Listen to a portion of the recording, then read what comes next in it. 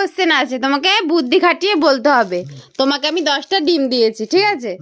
তার মধ্যে তুমি 2টো ডিম ভাঙলে, 2টো ডিম ভাজলে, আর 2টো ডিম খেয়ে নিলে, তাহলে তোমার কাছে কটা ডিম থাকবে?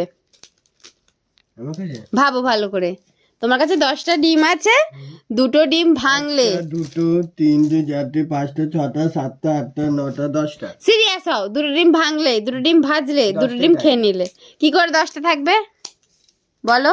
আর যেটা ভাঙা হয়েছে সেটা তো পড়ে থাকছে, না, যেটা ভেঙেছি। তো ভুল অ্যান্সার। ভাবো ভাবো ভাবো। 8টা হতে পারে না 10টা হতে পারে। যে একটা রাইট অ্যান্সার দাও। 10টাই থাকবে। 10টা থাকবে কি করে? তুমি 2টো ডিম ভেঙেছো, 2টো ডিম খেয়েছো, অর্থাৎ 2টো ডিম ভেজেছো, তাহলে কি করে 10টা থাকে? কারণ যেটা খেয়েছি সেটাই ভেজেছি। তাহলে কটা থাকছে সেটা বলো। 8টা থাকছে।